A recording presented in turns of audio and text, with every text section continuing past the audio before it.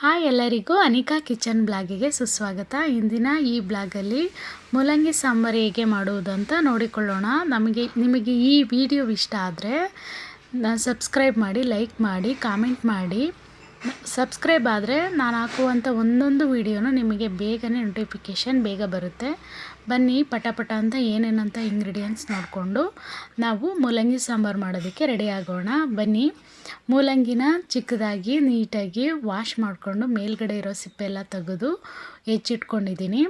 ಇವಾಗ ಮೊದಲು ಚಿಕ್ಕದೊಂದು ಕುಕ್ಕರ್ನ ತೊಗೊಂಡು ಆ ಕುಕ್ಕರಲ್ಲಿ ಬೇಳೆನ ಹಾಕ್ಕೊಂಡು ಬೇಳೆನ 2 ಸಲ ವಾಶ್ ಮಾಡ್ಕೊಂಬಂದಿದ್ದೀನಿ. ಮತ್ತು ಇದಕ್ಕೆ ಬೇಳೆ ಜೊತೆಗೆ ಟೊಮೊಟೊ, ಈರುಳ್ಳಿ, ಬೆಳ್ಳುಳ್ಳಿನ ಹಾಕ್ಕೋತಾ ಇದ್ದೀನಿ ನೋಡಿ.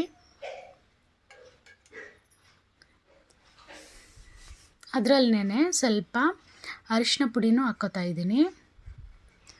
ಆಮೇಲೆ ಸ್ವಲ್ಪ ಉಪ್ಪು ಹಾಕ್ಕೊಂಡು 1.5 ಲೋಟ ಅಥವಾ 2 ಲೋಟ ನೀರನ್ನ ಹಾಕ್ಕೊಂಡು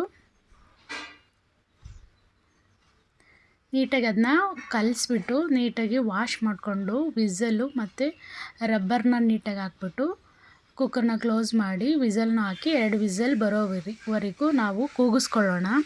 ಹಾಗೆ ಪಕ್ಕದಲ್ಲಿ ಒಂದು ಬೌಲ್ನ ಇಟ್ಕೊಂಡು ಬಾಣಲೆಗೆ ಒಗ್ಗರಣೆಗೆ ಬೇಕಾಗಿರೋದು ಎಣ್ಣೆ ಹಾಕಿ ಸಾಸಿವೆ, ಜೀರಿಗೆ, ಕರಿಬೇವು ಸೊಪ್ಪು, ಜಜ್ಜಿರೋ ಬೆಳ್ಳುಳ್ಳಿನ ಹಾಕ್ಕೊಂಡು ಅದೇ ರೀತಿಯಾಗಿ ಟೊಮೊಟೊ, ಈರುಳ್ಳಿನೂ ಹಾಕಿ ಫ್ರೈ ಮಾಡಿ ನಾವು ಹೆಚ್ಚಿಟ್ಕೊಂಡಿರೋಂತಹ ಮೂಲಂಗಿನೂ ಹಾಕ್ಕೊಳ್ಳೋಣ. ಮೂಲಂಗಿ ಎಷ್ಟು ಚೆನ್ನಾಗಿ ಬೆಳ್ಳಗೆ ಕಾಣಿಸುತ್ತೆ ನೋಡಿ, ತುಂಬ ಚೆನ್ನಾಗಿದೆ ಅಲ್ವಾ.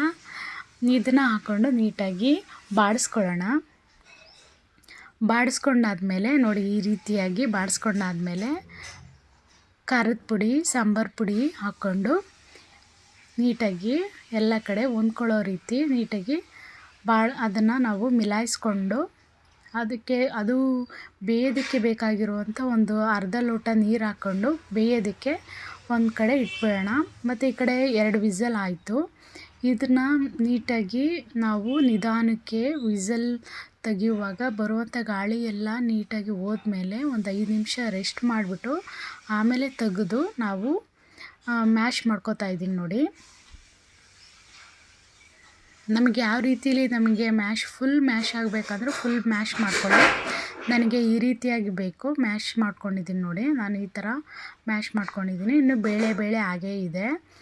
ಸಾಂಬಾರಲ್ಲಿ ಬೇಳೆ ಹಾಗೇ ಸಿಗ್ತಾಯಿದ್ರೆ ತುಂಬ ಚೆನ್ನಾಗಿರುತ್ತೆ. ಈ ಕಡೆ ನೋಡಿ ನಾವು ಒಗ್ಗರಣೆಗೆ ಹಾಕಿದಂತಹ ಮೂಲಂಗಿ ಆಲ್ಮೋಸ್ಟ್ ಬೇಯಿತು. ಇದ್ರ ಜೊತೆಗೆ ನಾವು ಮ್ಯಾಶ್ ಮಾಡ್ಕೊಂಡಿರುವಂಥ ಸಾಗುನ ಹಾಕ್ತಾಯಿದ್ದೀವಿ. ಇನ್ನೊಂದು ಸ್ವಲ್ಪ ಬೇಳೆ ಸಾಗು ಅದರೊಳಗೆ ಇರುತ್ತೆ. ಒಂದು ಸ್ವಲ್ಪ ನೀರನ್ನು ಹಾಕ್ಕೊಳ್ತಾ ಇದ್ದೀನಿ ನೋಡಿ. ಹಾಕ್ಕೊಂಡು ನೀಟಾಗಿ ನಾವು ಅದನ್ನ ಎಲ್ಲ ಕಡೆ ಮಿಲಾಯಿಸ್ಕೊಳ್ಳೋಣ. ನೋಡಿ ಸಾಂಬಾರು ಯಾವ ರೀತಿ ಇದೆ, ಸಾಕು ಇಷ್ಟು ನೀರು ಹಾಕಿದೆ, ಇದು ಸಾಂಬಾರು ರೀತಿಗೆ ಬಂತು. ಆಮೇಲೆ ಕೊನೆಯದಾಗಿ ಹುಣಸೆಹಣ್ಣು ನಾವು ನೆನೆಸಿಟ್ಟಿರ್ತೀವಲ್ಲ, ಹುಣಸೆಹಣ್ಣ ಅದು ನೆನೆಸಿಟ್ಟು ಅದರ ರಸ ಮಾತ್ರ ತೊಗೊಂಡು ಮತ್ತೆ ಹಾಕಿ ಚೆನ್ನಾಗಿ ಮಿಲಾಯಿಸಿದಾಗ ಒಂದು ಕುದಿಸ್ಕೊಂಡ್ರೆ ಮೂಲಂಗಿ ಸಾಂಬಾರು ರೆಡಿಯಾಗುತ್ತೆ. ನಿಮಗೆ ಈ ವಿಡಿಯೋ ಇಷ್ಟ ಆದರೆ ಕಮೆಂಟ್ ಮಾಡಿ, ಶೇರ್ ಮಾಡಿ, ಸಬ್ಸ್ಕ್ರೈಬ್ ಮಾಡಿ. ಓಕೆ, ಬಾಯ್.